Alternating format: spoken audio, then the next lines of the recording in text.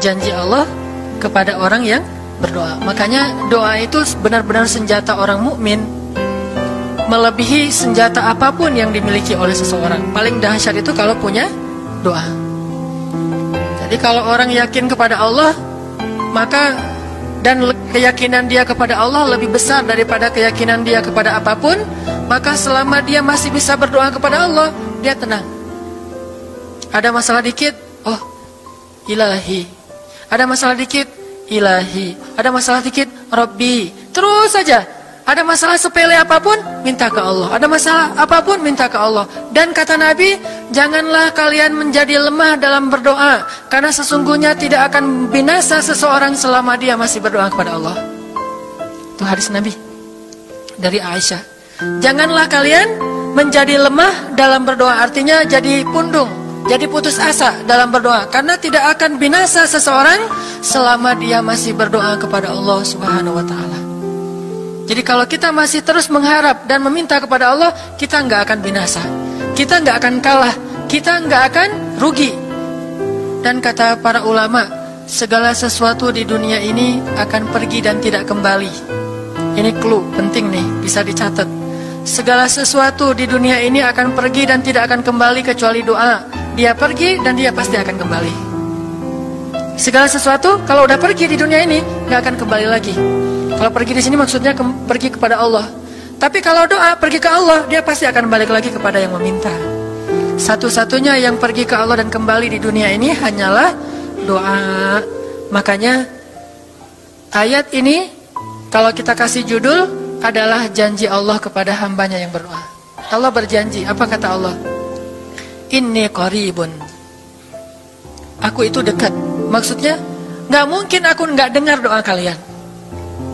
Begitu kita berdoa, kita pikir Allah dengar nggak ya? Jangan-jangan kok doa saya belum diijabah, kayaknya Allah nggak dengar yang kemarin, saya harus keraskan lagi suara saya. Nggak, inni qarib. Arti inni qarib, aku itu dengar banget apa yang kamu ucapkan. Nggak usah diucapkan, di dalam hati aja Allah udah dengar. Siapa yang pernah berdoa di dalam hati terus langsung Allah ijabah? Rasulullah. Coba teman-teman buka awal juz kedua. Ayat surat Al-Baqarah ayat 144. Itu gara-gara Nabi ada harapan di dalam hati tapi nggak berani ngomong gitu ke Allah. Cuma dipendam di dalam hati doang. Tapi langsung diijabah oleh Allah. Ayat surat Al-Baqarah ayat 144. Allah berfirman, "Qad nara taqalluba wajhika fis samaa, فلنولينك قبلة ترضاها فول وجهك شطر المسجد الحرام وحيث ما كنتم فولوا وجوهكم شطره وإن الذين أوتوا الكتاب ليعلمون أنه الحق من ربهم وما الله بغافل عما يعملون. Jadi ceritanya orang Yahudi suka menghina kaum muslimin gara-gara orang Islam kalau sholat waktu itu masih menghadap ke Al-Aqsa, Palestina. Jadi kata orang Yahudi itu, lihat orang Islam mah fake, suka niru. Kita sholat menghadap Al-Aqsa, mereka sholat menghadap Al-Aqsa. Berarti agama mereka itu adalah agama yang meniru agama kita, nggak original. Sering diperolok-olok, setiap kaum muslimin sholat dihina sama mereka. Akhirnya Nabi ngerasa sedih. Wah, gimana ya caranya? Sehingga setiap sore Nabi berdiri di suatu bukit, kemudian lihat ke langit. Cuman nggak ngomong, gini aja ke langit. Membatin, bayangin. Pernah nggak teman-teman membatin ke Allah? Ini yang harus kita coba lakukan. Belajar membatin kepada Allah. Itu romantis banget. Jadi duduk sendiri, Allah, ngomong gitu dalam hati. Dan yakinlah ini qarib, Allah tuh dengerin. Jangan pikir saya kayak ngomong sendiri, kayak orang kurang waras. Enggak, Allah itu mendengar. Jadi kita batin aja sama Allah, ngomong dalam hati, ya Allah, saya tuh lagi gini, ada masalah. Ngomong dalam hati kita, please Allah, please, gitu ya. Nah, itu kalau kita membatin, inni qaribun wa asirru qaulakum awijharu bih innahu alimun bidzatis sudur. Jadi Nabi nggak enak mau ngomong, ya Allah tolong dong pindahin kiblat dari Masjidil Aqsa ke Masjidil Haram. Soalnya daripada dikata-katain melulu sama orang Yahudi, mau ngomong kayak gitu tuh nggak enak sama Allah. Malu Rasul ke Allah. Masa kiblat aja minta dipindahin. Akhirnya Nabi cuma ngelihat ke langit aja tiap hari. Udah selesai pulang. Besok lihat lagi ke langit. Turunlah ayat ini. Sesungguhnya kami telah melihat bagaimana kamu selalu menengadahkan wajahmu ke langit, maka kami palingkan kiblat ke arah yang kamu sukai. Coba lihat. Turun wahyu untuk merespon doa Nabi yang bahkan belum diverbalkan, belum diucapkan dengan kata-kata, tapi Allah udah ngerespon. Gimana caranya biar kita bisa kayak gitu?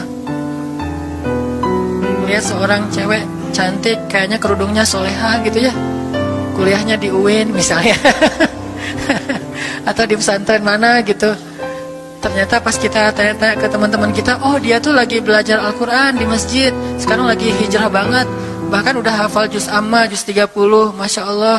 Terus dalam hati, aduh ini kayaknya cocok menjadi ibu bagi anak-anak saya. Wih. Tapi dalam hati kan nggak berani ngomong nih. Tiba-tiba dapat berita, dia masih jomblo juga loh, belum ada apa-apa, nggak ada ikatan sama siapa-siapa. Oh gitu, membatin lagi, ya Allah bisa nggak ya saya datang ke rumah dia. Tiba-tiba kita ngelewat, ketemu dia lagi benerin motor, lagi parkir motor depan rumah dia. Si Neng itu ternyata rumahnya di sini. Ternyata tetangga. Ada aja jalan tuh Allah mempertemukan. Allah tahu isi hati kita. Bisa nggak caranya sespontan itu? Gampang. Pengen sesuatu, Allah kasih. Padahal kita belum minta. Ini kan keajaiban doa nih.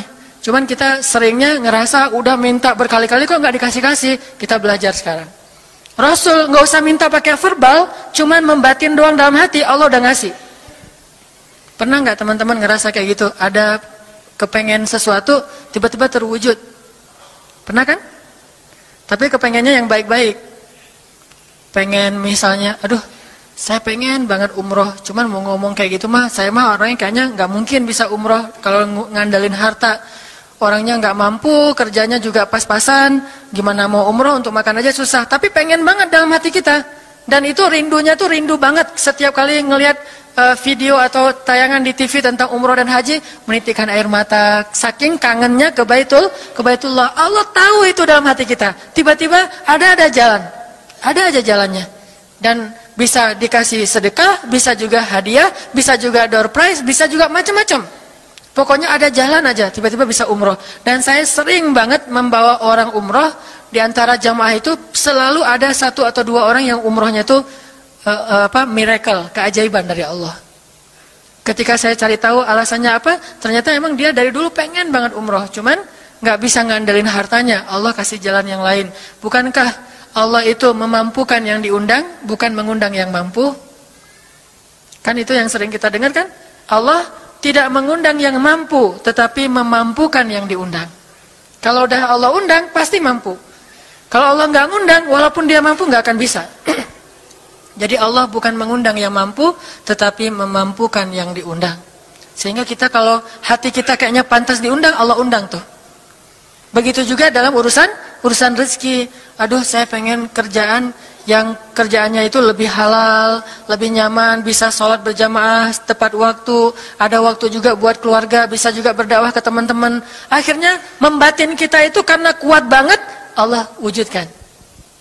Ini artinya Allah qaribun, Allah maha dekat. Sehingga kalau kita pengen doa kita itu powerful, belajar dari as-siqah billah. Tips pertama adalah as-siqah billah. Percaya deh sama Allah.